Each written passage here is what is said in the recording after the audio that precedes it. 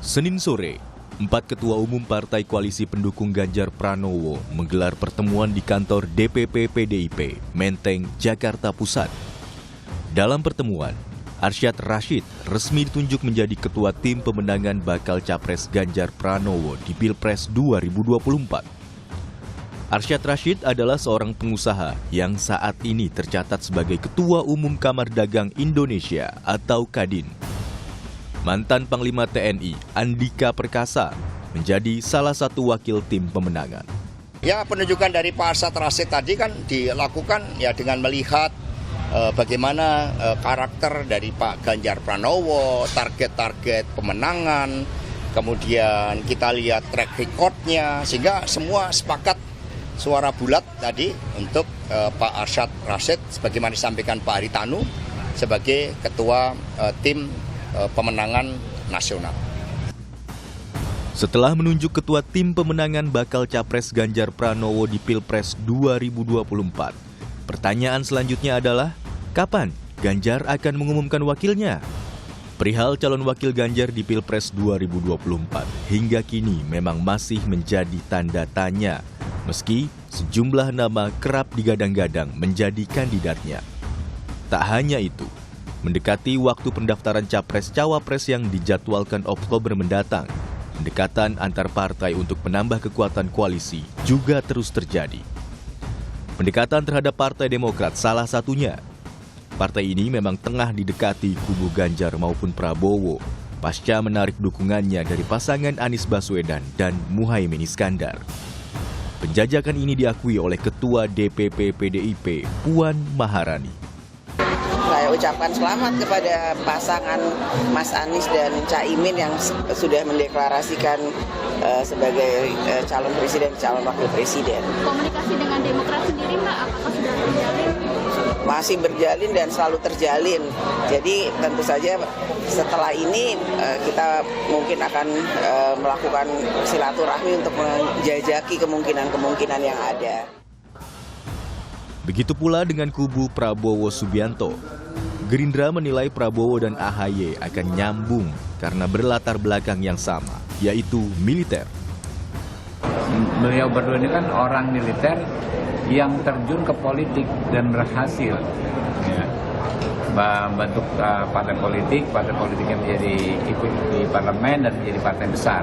Jadi kayaknya nyambung lah kalau Pak Prabowo dengan Pak SBY dan Mas AHY, kayaknya sih secara psikologis nyambung. Soal penentuan cawapres selalu menjadi domain para ketua umum parpol secara bersama-sama, bukan hanya sosoknya, yang termasuk juga kriterianya dibicarakan bersama-sama. Ketua tim pemenangan Ganjar Pranowo sudah ditentukan. Penjajakan dengan Demokrat juga tengah dilakukan. Lalu, apakah ada peluang Ganjar berpasangan dengan AHY? Atau akankah ada kejutan dari Ganjar Pranowo? Tim Liputan, Kompas TV.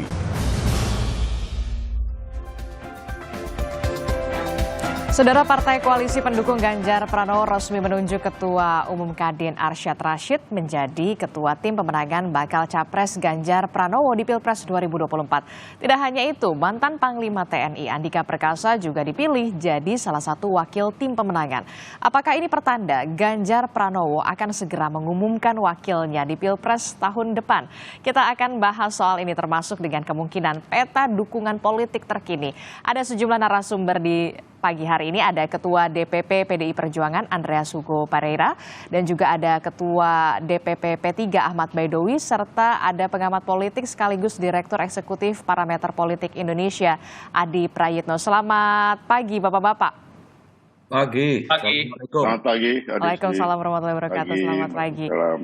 Saya langsung ke Bung Andreas dulu. Bung Andreas, semalam kan koalisi pengusung Ganjar Pranowo ini bertemu dan hasilnya adalah menunjuk secara resmi Ketua Pemenangan Ganjar Pranowo ini adalah Ketua Umum Kadin yakni Arsyad Rashid. Apa yang menjadi pertimbangannya? Kan kita tahu Pak Arsyad Rashid ini backgroundnya pengusaha. Ya, tentu punya pertimbangan-pertimbangan khusus, ada pertimbangan-pertimbangan yang sifatnya umum dalam arti bahwa chemistry antara tim pemenangan, sini tim pemenangan nasional dengan calon calon presidennya ya. Dan kemudian ya tentu ke depan dengan calon wakil presiden, tentu artinya pasangan yang akan berkontestasi nanti yang didukung oleh partai-partai.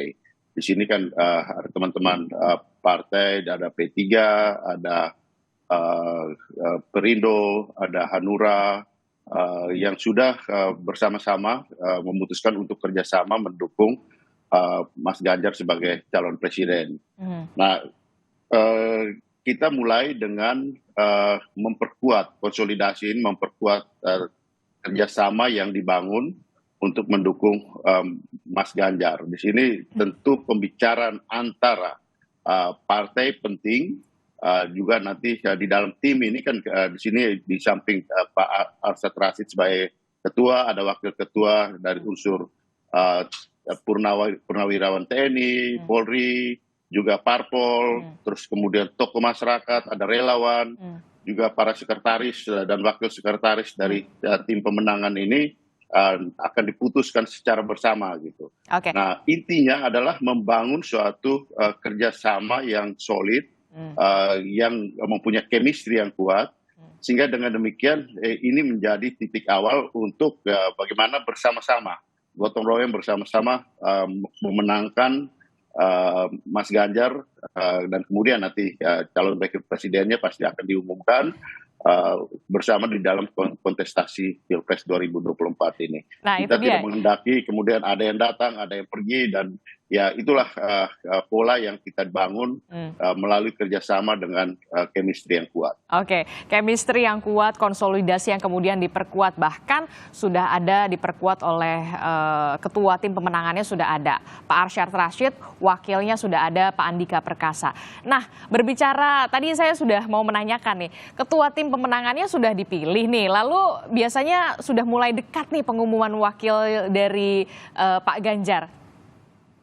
Ya pasti akan dalam waktu ke depan, kita masih punya bulan September ini, kita masih punya setengah bulan, ya setengah lebih lah bulan Oktober, dan ada waktu yang cukup untuk kemudian memutuskan sampai dengan ya pada saat terakhir kita mengajukan nama itu ke KPU. Di sini tentu kembali lagi kita lihat momentum mana yang paling tepat. Tapi yang paling penting adalah ya membangun soliditas kerjasama ini sehingga ini menjadi suatu kekuatan bersama untuk ya memenangkan. Kita juga menamakan ini tim pemenangan nasional gitu. Sehingga jangkauannya juga adalah jangkauan tentu harus menasional gitu. Dalam arti bahwa tim pemenangan ini harus adalah representasi dari Indonesia sebagai sebagai bangsa. Gitu. Oke, tadi Bung Andreas mengatakan ini tunggu momennya dulu, ada yang datang, ada yang pergi. Memang ada yang mau datang, Bung Andreas? Ya kita kan di sini terbuka gitu, terbuka untuk berdialog, berdiskusi dengan mereka yang mempunyai pandangan yang sama dengan teman-teman dengan tim pemenangan ini, dengan partai-partai yang sudah memberikan dukungan pada Mas Ganjar. Nah, sehingga dengan demikian ya kebersamaan itu yang akan menentukan gerak langkah untuk menuju kemenangan itu gitu.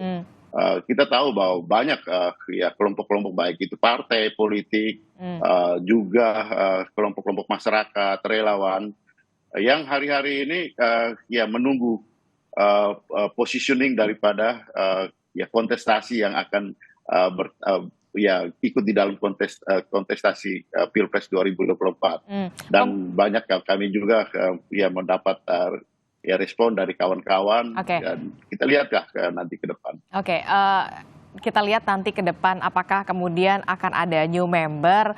Kan kita juga lihat nih di sebelah sana Spotlight, kemudian Partai Demokrat mengatakan sudah move on. Apakah juga sudah membuka pintu terbuka kepada Partai Demokrat untuk ayo kemudian ikut ke koalisi kami? Ya, dengan teman-teman Demokrat kan sebelum-sebelumnya juga kita selalu punya komunikasi, baik itu secara formal atau ya juga pertemuan yang terbuka di ruang publik seperti apa yang sudah kita saksikan, bagaimana Mbak Puan bertemu dengan Mas Ahaye, kemudian diskusi-diskusi itu di antara teman-teman ya partai yang di DPR maupun di luar itu. Nah, sehingga sebenarnya hubungan antar partai ini sangat sangat cair dan terbuka. Nah, sehingga ya, ini memberikan ruang untuk kita berdialog. Bahwa kemudian nanti keputusannya bagaimana nanti kita lihat gitu. Tapi yang penting kita membuka ruang untuk komunikasi, untuk berbicara. Kenapa? Karena tentu ya keputusan untuk bergabung itu tidak bisa dipaksakan. Dalam arti bahwa kita tidak bisa membuat suatu rekayasa yang berlebihan untuk memaksakan bahwa suatu kerjasama itu, atau ya kalau teman-teman lain mengatakan bahwa koalisi itu ada di dalam tanda petik bahwa ini ada dalam suatu situasi keterpaksaan dalam masyarakat terbuka demokratis seperti sekarang. Nah, itu akan menjadi bumerang sendiri untuk demokrasi itu. Jadi jangan sampai kawin paksa begitu ya, Bung Andreas ya. Betul, saya kawin paksa pasti tidak akan langgeng. Saya langsung ke Pak Ahmad Baidowi. Pak Ahmad Baidowi, ini gimana nih? Terbuka, PDI Perjuangan terbuka membuka ruang diskusi bagi partai politik mana saja. Kalau seandainya ini Partai Demokrat kemudian ikut bergabung, seperti apa? Approve kah?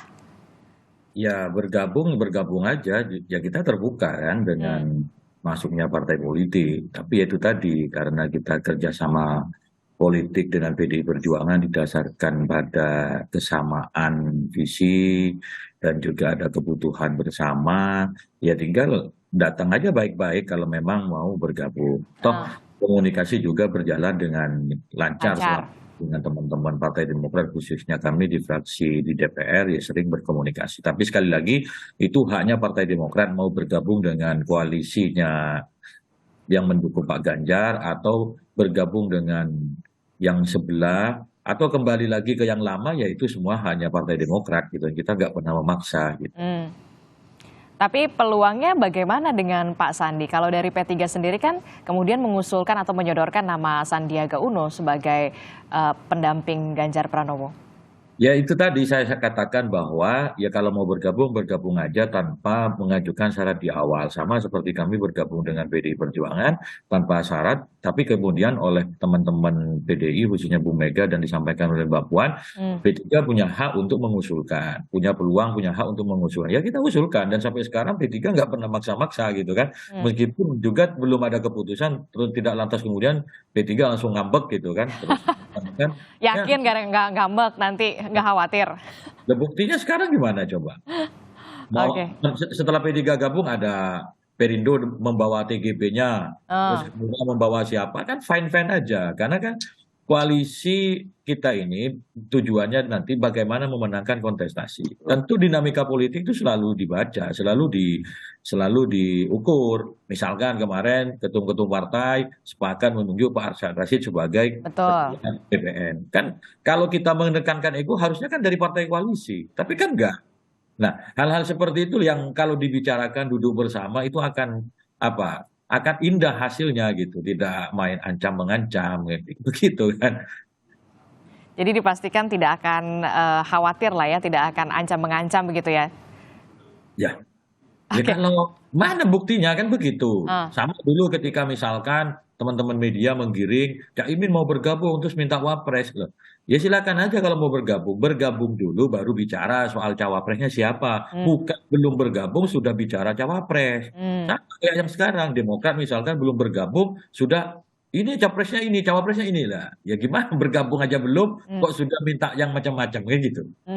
Jadi apakah itu sikap Demokrat beneran atau framing dari media saya nggak tahu gitu. Jadi nggak apa-apa, yang penting gabung aja dulu, jangan langsung mengajukan syarat begitu ya. Ya memang begitulah, kita kan ingin duduk bersama, bermusyawarah, menentukan siapa, peluang menangnya bagaimana, terus kekurangannya seperti apa, terus menambal kekuatannya di mana, itu kan penting untuk dibicarakan duduk bersama satu sama lain. Saya langsung ke Mas Adi Prayitno. Mas Adi, gimana nih melihatnya? Kemudian Partai Demokrat sudah mengatakan sudah move on. Dan Bung Andreas juga tadi menyebut kita terbuka ruang diskusi. ke semua partai politik. Anda melihatnya seperti apa, Mas Adi?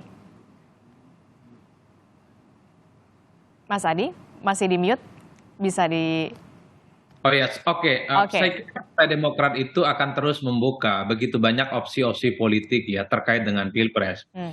Yang paling realistis tentu memilih salah satu kandidasi yang sudah mulai bermunculan, bergabung dengan Ganjar misalnya, bergabung dengan Prabowo, karena tidak mungkin kembali bergabung dengan Anies Baswedan. Atau dengan opsi yang ketiga yang belakangan itu begitu keras berhembus ya. Cuma opsi soal poros baru ini rasa-rasanya agak sulit ya. Argumennya dua hal. Pertama, P3 itu sampai saat ini menyatakan istiqomah dan konsisten menjadi bagian dari koalisi dengan PDIP yang mengusung Ganjar Pranowo. Di situ saja sudah agak rumit. Apalagi pada saat yang bersamaan sampai hari ini PKS itu terus menyatakan tegak lurus bersama Anies Baswedan. Sekalipun misalnya tidak terlampau happy dengan Anies yang memilih Muhaimin sebagai wakilnya. Oleh karena itu Demokrat mungkin saat ini menjadi satu-satunya partai politik yang jomblo, tidak punya partner dalam koalisi. Dalam konteks itu saja sebenarnya soal poros yang keempat agak rumit. Argumen yang kedua, poros yang baru ini kan seakan-akan mencoba untuk menduetkan antara Sandiaga Uno dengan AHY. Sorry itu harus saya katakan, Sandiaga Uno ini kan soal elektabilitasnya agak sedikit jauh jika dibanding-bandingkan dengan Ganjar, Prabowo Subianto, dan Anies Baswedan.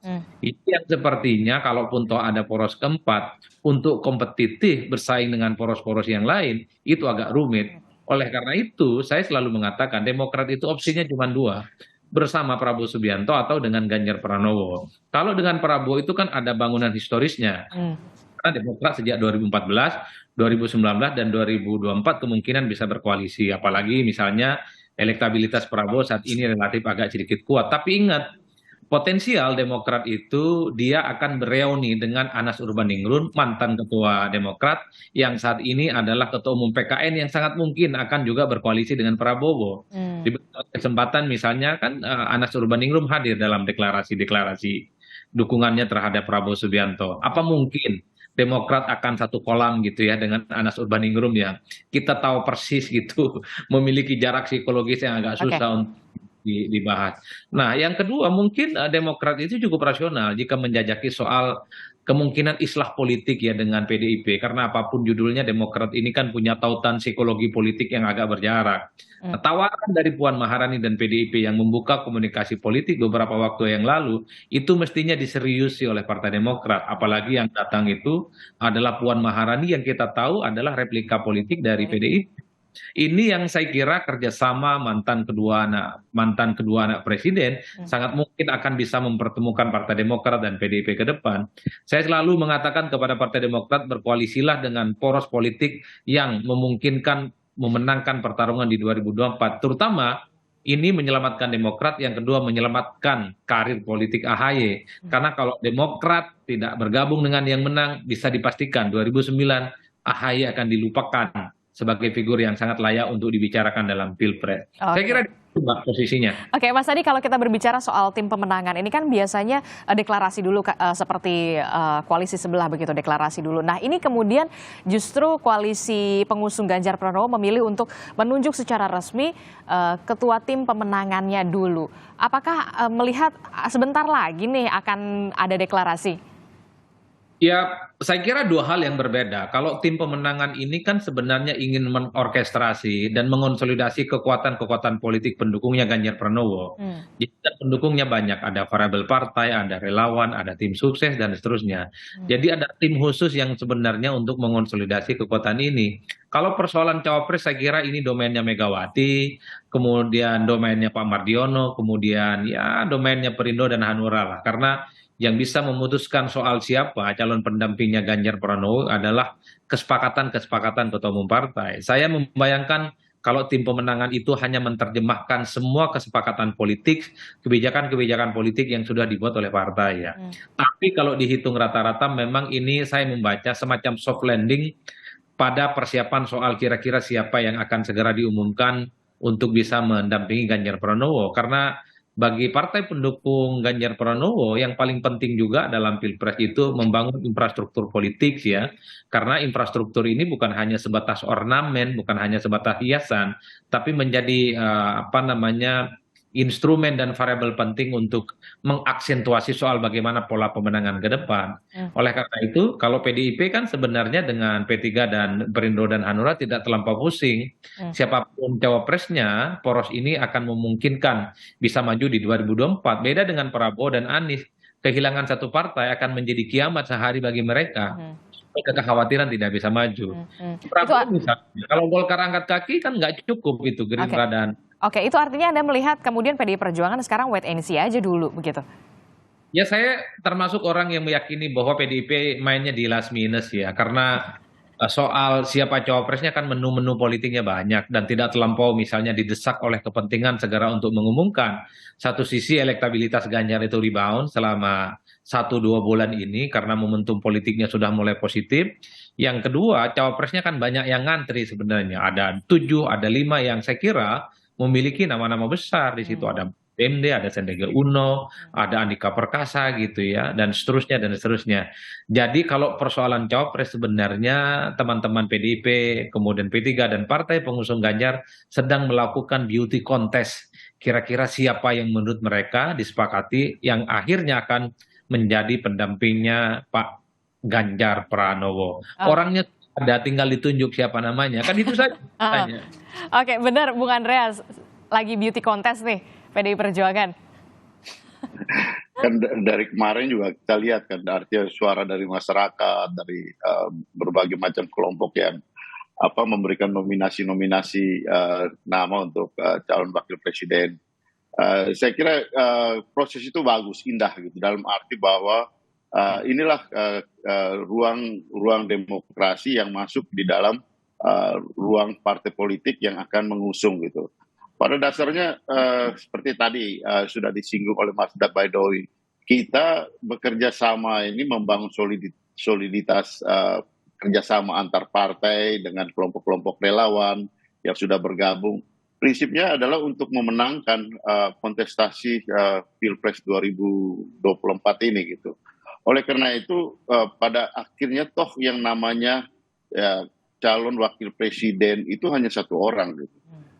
Dan dari nama-nama itu kita tentu menghendaki nama yang kemudian bisa memberikan kontribusi untuk pemenangan gitu.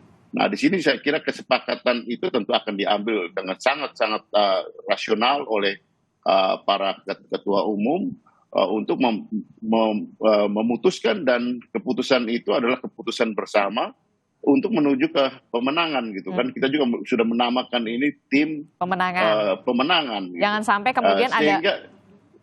kemudian sehingga fokusnya adalah pemenangan gitu. Jangan sampai ketika kemudian ada pengumuman bakal calon wakil presiden, ada partai politik di dalamnya yang kemudian mundur teratur begitu ya Bung Andreas ya. Solid dulu pastinya.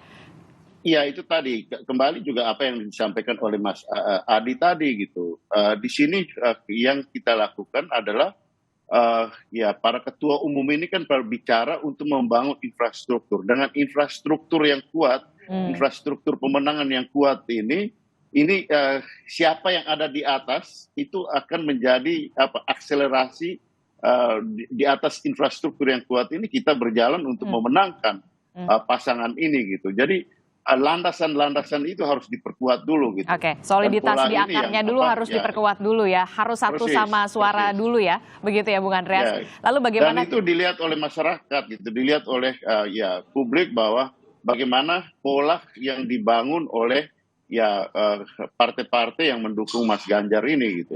Di sini kan kelihatan bagaimana bagaimana model kerjasama yang dibangun. Dan itu merupakan garansi integritas, soliditas yang dibangun oleh partai-partai ini. Gitu. Oke, lalu pertanyaan selanjutnya, bagaimana dengan peluang dari Sandiaga Uno dan juga AHY untuk menjadi bakal calon wakil presiden ya, mendampingi Ganjar Pranowo? Kita akan bahas usai jeda, tetaplah bersama kami di Sapa Indonesia Pagi. Sapa Indonesia Pagi masih bersama Anda dan melanjutkan dialog kita di pagi hari ini. Sudah ada Mas Adi Prayitno, Bung Andreas, dan juga ada Mas Ahmad Baidowi. Saya langsung ke Mas Adi. Mas Adi, bagaimana kemudian Anda melihat peluang AHY Sandiaga Uno? Tapi juga kita tidak lupa, di media sosial ini ada nama yang kemudian digadang-gadang juga nih, diojok-ojokin gitu ya. Istilahnya ada Pak Ridwan Kamil. Anda melihatnya bagaimana? Ya, saya pertama menggunakan variabel statistik ya. Kalau kita bicara tentang angka-angka, maka nama seperti Ridwan Kamil, Sandiaga Uno, dan AHY memang masuk ya. Karena memang tiga orang ini selalu memenuhi spotlight soal cawapres potensial dan cawapres favorit. Per hari ini misalnya elektabilitas Sandi itu kan kuat. Kemudian disusul oleh Ridwan Kamil juga kuat dan AHY ya. Itu angka statistik. Tapi kita jangan lupa harus bicara tentang hal yang sifatnya politik. Kalau bicara yang sangat politis maka Ridwan Kamil agak sulit dan AHY karena kedua partai ini kan tidak menjadi bagian dari koalisinya Ganjar Pranowo. Apapun judulnya, Golkar hari ini adalah partai politik yang bersama dengan Prabowo Subianto yang juga mengupayakan supaya Erlangga Hartarto terus dipinang sebagai pendampingnya. AHY secara politik saat ini sedang jomblo, tidak punya poros politik yang menurut saya bukan hanya tidak elok dan sangat tidak mungkin untuk disorongkan untuk bisa mendampingi Ganjar Pranowo. Satu-satunya yang agak sedikit rasional adalah Sandiaga Uno, mengingat Sandi itu saat ini adalah Bapilu P3 yang kemudian saya kira penetrasi politiknya sejak awal sudah lama dengan PDIP mengusung Ganjar. Apalagi misalnya Sandi ini punya elektabilitas yang saya kira memang kalau kita membaca angka-angka statistik, kalau disimulasikan Ganjar Sandi, relatif cukup kuat dan kompetitif ya jika dihadap-hadapkan dengan calon-calon yang lain. Jadi kalau dihitung rata-rata ya tentu Sandilah yang agak rasional dari segi elektabilitas, dari segi politik ya. Tapi satu hal, persoalan pendamping Ganjar ini kan melampaui itu semua. Yang bisa menentukan segala-galanya adalah Megawati Soekarno Putri tentu berkonsultasi dengan partai-partai pengusungnya, dengan Pak Mardiono, dengan Pak Oso, dan Pak Haritano. Kan itu yang kemudian bisa menentukan siapa secara definitif yang akan berdampingan dengan Ganjar didaftarkan ke KPU, bukan yang lainnya. Saya kira di situ poin saya. Oke, Mas Baidowi, yang paling rasional saat ini adalah Mas Sandi. Kalau Mas Baidowi sendiri seperti apa menanggapinya? Harapan kami sebagai partai politik, ya ada kader partai yang bisa berangkat sebagai calon wakil presiden mendampingi Pak Ganjar sebagaimana keputusan Rapimnas 6 P3. Namun sekali lagi posisi P3 kan hanya mengusulkan, penentuan keputusannya itu kan dirembuk bersama. Kemarin yang dirembuk adalah terkait dengan tim pemenangan nasional. Belum bicara terkait dengan figur siapa. Yang baru dibicarakan mungkin hanya kriteria-kriteria. Kalau kriteria kan sudah lama dibicarakan. Tetapi kriteria Mas Sandi masuk nggak sih kira-kira? Ya kalau tadi dari angka statistik misalkan dari hasil survei itu jelas masuk. Tetapi variabelnya tidak hanya itu. Tapi variabel yang lain. Kalau kemudian apa kriterianya mewakili sisi religius ya juga masuk kan begitu, mewakili apa sisi luar Jawa juga masuk. Namun sekali lagi kita tidak mendahului keputusan dan tidak dalam posisi untuk mendesak karena kita sudah sepakat sejak awal menyatakan kerjasama politik dengan PDI Perjuangan bahwa penentuan cawapres akan dilakukan secara musyawarah. Nah, ya kita tunggu musyawarah para ketum-ketum partai itu karena sebentar lagi juga akan ada pertemuan. Toh waktu yang kita miliki mendaftar ke KPU sampai ditutupnya masa pendaftaran itu sekitar masih 1,5 bulan ke depan. Nah 1,5 bulan ke depan ini tentu banyak dinamika politik yang terus dicermati. Karena melihat politik itu kan tidak bisa dilihat dari satu sisi, tapi harus dari berbagai sisi untuk menghasilkan sebuah analisa yang komprehensif gitu untuk bisa memenangkan kontestasi. Oke, Bung Andreas, tadi sudah disinggung nih sama Mas Ahmad Baidowi. Akan ada pertemuan selanjutnya. Informasinya nih katanya 13 September. Apakah ini sudah mulai mengkerucutkan karena memang ketua tim pemenangan sudah ditunjuk? Ya, ke depan ini ada hari-hari untuk memperkuat infrastruktur tim pemenangan nasional ini. Gitu. Kita sudah putuskan, para ketua umum kemarin sudah memutuskan Pak Arsyad Rashid, ya kita tahu bahwa Pak Arsyad Rashid ini adalah seorang seorang pengusaha yang sukses. Beliau juga adalah seorang orang muda yang mempunyai background baik, sangat cemerlang dalam dunia usaha dan ini akan menjadi kombinasi yang bagus dengan Mas Ganjar ke depan untuk memenangkan. Nah, setelah ini tentu harus membentuk tim pemenangan nasional secara lengkap gitu. Dan rapat-rapat selanjutnya yang kami peroleh dari informasi dari ya Pak Sekjen bahwa untuk memperkuat tim pemenangan nasional ini, karena sekarang kan sudah ada ya ada nama-nama, ada dari unsur-unsur, dan unsur-unsur ini adalah merupakan representasi dari ya unsur profesional, unsur masyarakat, civil society, ada unsur tokoh-tokoh, tentu tokoh-tokoh agama, juga tentu ya generasi muda, sehingga ini menjadi suatu kekuatan yang solid untuk bersama-sama memenangkan Mas Ganjar dan calon wakil presidennya ke depan. Oke, Bahwa yang akan menjadi calon wakil presiden itu adalah wilayah ketua umum. Oke, levelnya level Ini ya. pimpinan lah ya intinya. Nah, Betul. kalau untuk strateginya, karena kan tadi Mas Baidowi sudah menyatakan ini harus komprehensif. Kemudian, lalu bagaimana untuk strategi pemenangan, khususnya di Jawa Timur dan juga Jawa Barat? Karena kalau kita tahu ya Jawa Tengah sudah dipegang lah sama PD Perjuangan. Ya kita nggak bisa membuat generalisasi seperti itu gitu. Bahwa ini daerah ini coupling gitu. Tapi ya kita lihatlah, ini mengklaim itu baik, dan ya di politik itu perlu ada klaim. Tapi ketika membuat keputusan kita harus melihat dengan peta yang terbuka, dan kemudian menghitung secara rasional. Dalam hal ini tentu ya masih ada banyak ruang yang ada di Jawa Timur. Mas Baidowi ini dapilnya Jawa Timur, dia tahu persis gitu. Mas Adi ini kan orang Jawa Timur juga.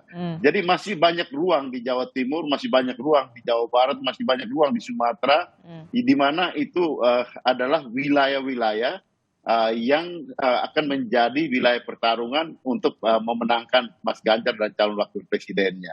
Nah, disinilah saya kira infrastruktur tim pemenangan itu juga perlu menjadi representasi. Makanya saya katakan tadi ada representasi representasi kelompok masyarakat, ada representasi wilayah, sehingga dengan demikian ini menjadi suatu kekuatan yang menasional dan mensinergikan tim ini sebagai suatu tim yang sifatnya tentu juga menasional dengan berbagai macam unsur-unsur yang ada di bangsa ini gitu.